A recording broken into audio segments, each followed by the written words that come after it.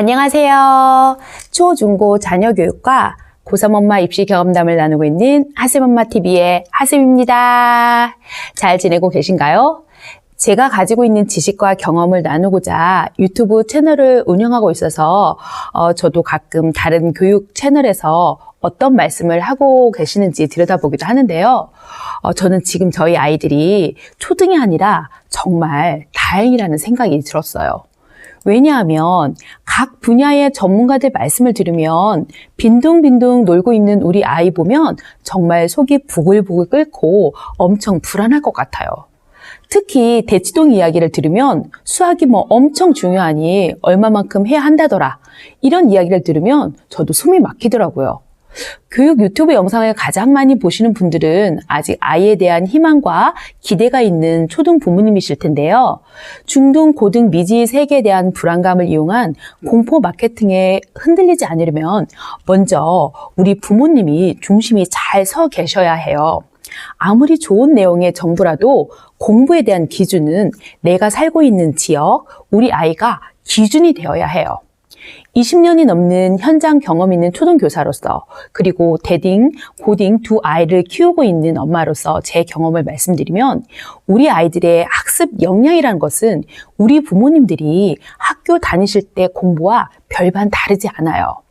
초등 때 독서 습관을 잘 잡아주고 학교에 가서 선생님 말씀 잘 귀담아 듣고 집에 와서 교과서, 자습서, 문제집 가지고 복습할 시간과 공부 환경을 잘 만들어주고 그것을 꾸준히 할 수 있게 해주시면 되거든요. 며칠 전에 인근에 있는 서점에 다녀왔는데요. 서점에 아이들 문제집의 종류도 정말 많더라고요. 연산, 사고력, 최상위, 어휘력, 독해력, 한자 문제집 등 문제집 종류만 해도 한 트럭이 되는 것 같았어요. 문제집뿐인가요? 주변에 학원 간판들은 정말 많지요. 주변에 학원이 너무 많아도 선택하기 참 힘들 것 같아요. 저희는 그래도 3, 4개 중에서 선택하는 것은 쉽지만 10개 또는 20개 중에서 하나를 선택하는 것은 정말 어렵잖아요. 사람은 환경의 영향을 받을 수밖에 없기에 저 또한 그런 교육 특구에 살았다면 우리 아이들을 지금처럼 여유 있게 키우지 못하고 푸시하고 닥달하며 살았을 것 같은 그런 생각이 들어요. 제가 저희 아이들을 키울 때는 정보가 부족해서 답답했는데 요즘은 오히려 넘쳐나는 정보의 홍수 속에서 부모의 불안감이 더 커질 것 같다는 생각이 들었어요. 아이 입시에 성공하기 위해서는 예전에는 엄마의 정보력이 중요하다고 생각했는데 이제는 그 정보력도 옥석을 잘 가려서 흔들리지 않는 정보력을 가져야 될 것 같다는 생각이 들었어요. 제가 교육 관련 이론을 조금 알고 있는 초등교사로서 그리고 두 아이를 키워본 경험에 의하면 이렇게 넘쳐나는 교육 정보 속에서 가장 중요한 공부의 기본은 딱 3가지입니다. 첫째, 공부의 기본은 독서입니다. 아이가 독서를 하면 공부 문제의 50% 문제는 해결돼요. 나중에 고등 가서 최상위권과 상위권을 기르는 것도 독서고요. 현재 고1부터는 대학 갈 때 독서가 대입에 미반영되어 독서는 아마 중등에서 끝낼 가능성이 높아요. 대입에 반영되지 않는 독서가 중요한 이유는 독서는 국영, 수, 사과 모든 교과의 문해력에 영향을 미치고 독서를 많이 하면 배경 지식이 풍부해지고 독해력도 좋아져서 수능 국어 공부가 그냥 저절로 됩니다. 초등 6년은 우리 아이 독서 마음껏 많이 읽게 하시고요. 중등도 주중에 공부하느라 바쁘다면 주말에 자신이 좋아하는 책을 읽게 하세요. 고등부터는 이제 주구장창 문제풀이 공부밖에 남아있지 않거든요. 독서는 하루 한 번 밥 먹듯이 습관을 들이는 게 가장 좋습니다. 초등 학부모님이시라면 아이와 함께 독서하는 부모님이 제일 좋고요. 그리고 주말엔 도서관도 한 번씩 가시고요. 둘째, 공부의 기본은 변하지 않았습니다. 학교에서 선생님 말씀 귀담아 듣고 잘 모르는 내용은 질문도 하며 수업 시간에 적극적으로 참여하고 배운 내용을 집에 와서 교과서와 자습서, 문제집을 가지고 집에서 하루에 꾸준히 복습하는 시간을 가지시는 겁니다. 초등까지는 엄마와 하면 가장 좋은데 아이가 엄마와 공부하기를 싫어하고 아이와의 관계가 나빠진다거나 워킹맘으로서 시간적 여유가 없으시다면 동네에서 소규모로 아이 학교 공부 복습을 봐주는 공부방 같은 곳을 이용하셔도 돼요. 초등 때는 대형 학원이 필요한 게 아니라 아이가 편안한 안정감을 느끼며 케어받는 느낌이 중요하거든요. 초등 때 수학 선행을 달리면 안 되는 이유가 아이가 이해가 안 되는 것을 들으면서 아이는 수학은 재미없는 것, 자신감 하락으로 수학을 싫어하게 된다면 가장 큰 문제점이 되는 거예요. 초등 때는 우리 아이가 타고난 영재가 아닌 이상 현행 수학하면서 수학에 대한 자신감을 갖게 해주세요. 6학년 2학기 정도에 중학교 1학년 수학을 시작해도 돼요. 어차피 중학교 1학년은 자유학년제로 시험도 없어요. 그리고 선행한다고 다 소화하는 아이는 정말 극소수의 영재고나 과고를 준비하는 아이들인데요.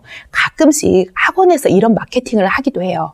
우리 아이가 과고나 영재고를 준비했다가 설사 안 돼도 공부가 남는다고요. 과연 그럴까요? 우리 아이 수준에 맞지 않는 공부를 아이가 꾸역꾸역 하면서 성취감 대신에 느끼는 공부 좌절감은 어떻게 하나요? 득보다는 실이 많습니다. 초등 때 수학에 대한 흥미와 자신감은 하락은 수포자가 되는 지름길이에요. 우리 아이들은 학교에서 하나하나 점수가 오르는 성취감을 맛보아야만 공부할 욕구와 의지가 생깁니다. 그 의지로 고등까지 공부하고요. 초등에서 수학 선행은 영재고나 과고에 갈 진짜 영재인 아이들만 하게 하세요. 평범한 우리 아이들은 현행하면서 성취감을 느끼며 차곡차곡 쌓아서 고등까지 가면 됩니다. 어차피 수능 올림픽 경기는 고3에 가서 열리잖아요. 초등 때 먼저 선행했다고 대학에서 먼저 합격시켜주진 않아요. 부디 초등 우리 아이에 맞는 페이스 조절을 잘 하세요. 초장에 치고 나가면 지쳐서 아이가 쓰러집니다. 두 아이를 대학, 고등까지 키워본 경험으로는 초, 중등 때는 제대로 된 현행과 한 학기 정도 예습, 그리고 아이가 학습에 여유가 된다면 중고등 가서 선행해도 되거든요. 중고등은 우리 아이에게 적당한 학원 이용도 추천해요. 제 경험에 의하면 공부도 공부지만 사춘기 아이와는 적당히 떨어져 있어야 아이와 많이 부딪히지 않아서 좀 약간 학원이 필요하기도 해요. 하루 종일 사춘기 아이와 함께 지내다 보면 사이가 나빠지기도 하거든요. 저의 경우에는 둘째 아이 중등 때 학원을 보낸 이유가 이런 이유도 있었어요. 집에서 공부 안 하고 빈둥거리는 아이를 보면 계속 잔소리를 하게 되더라고요. 중등 아이가 스스로 공부 복습이 어렵다면 학원은 전략적으로 활용하셔도 된다고 말씀드리고 싶어요. 그러나 저희 첫째 아이처럼 스스로 공부할 수 있는 아이라면 부모가 잔소리할 것이 없기 때문에 인강을 이용한다든지 학원 이용 없이도 홈공도 가능하고요. 셋째, 공부의 기본은 공부할 환경입니다. 우리 아이가 어떤 환경에서 공부가 잘 되는지 혹시 아시나요? 초등 때는 아이가 공부방보다는 거실에서 공부하게 하시는 게 좋아요. 어린 아이들은 조용한 방 안에서 공부하는 것을 오히려 어색해 하거든요. 거실에서 약간의 생활 소음도 있고 엄마가 왔다 갔다 하면서 오히려 아이가 안정감을 얻어요. 그러다가 중고등학생이 되면 방에서 공부하는 것을 추천하는데요. 그만큼 아이가 심리적으로 자랐기 때문이에요. 자기 방에서 공부가 잘 되는 아이고 있고 독서실에서 공부가 잘 되는 아이가 있고 도서관이나 스터디 카페처럼 다른 공부하는 사람들이 있는 곳에서 자극받으며 공부가 잘 되는 아이고 있고 그리고 요즘에는 줌으로 친구들과 화상으로 연결해 놓고 공부 자극받으면서 공부하는 아이들도 있더라고요. 우리 아이가 가장 몰입을 잘하는 적합한 공부 환경이 어떤 곳인지 물어보고 몰입이 잘 되는 곳에서 공부하게 해주시는 것이 좋아요. 그리고 아이가 아이 방에서 공부하고 있다면 부모님께서는 되도록이면 거실에서 큰 소리로 TV를 틀어놓는 것은 좋지 않겠죠? 자, 그럼 오늘의 내용을 한번 정리해 볼까요? 정보의 홍수 속에서 흔들리지 않는 공부의 기본 3가지는 첫째, 초, 중등까지는 독서가 기본이다. 독서는 공부 문제의 50%를 해결해준다. 둘째, 교육 방법의 기본은 학교에서 집중해서 수업을 듣고 집에 와서 교과서, 자습서, 평가 문제집 풀면서 학교에서 배운 내용을 꾸준히 복습하는 것이다.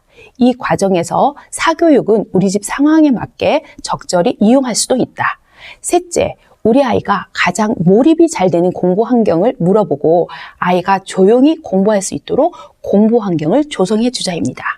어떻게 오늘 제 영상이 자녀 교육하시는데 좀 도움이 되셨을까요? 도움이 되셨다면 구독과 좋아요는 제가 다음 영상을 제작하는데 아주 큰 힘이 된답니다. 다음에도 유익하고 알찬 영상으로 찾아뵙도록 하겠습니다. 우리 다음에 또 만나요. 안녕!